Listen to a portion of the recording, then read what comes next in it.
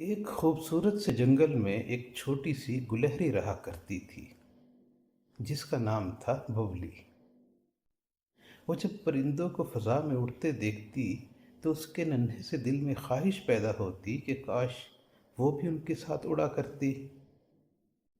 ایک دن ایسا ہوا کہ تیز ہوا نے ایک پتنگ کو اس درخت سے اٹکا دیا جس میں ببلی رہا کرتی تھی۔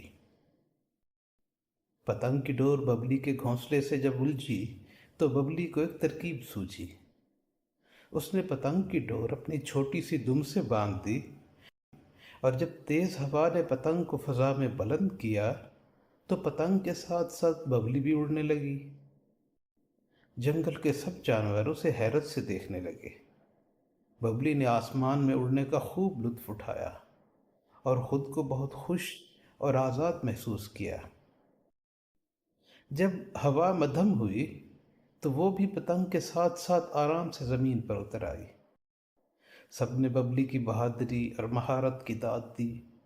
تب سے وہ اڑنے والی چھوٹی گلہری کے طور پر جانی جانے لگی۔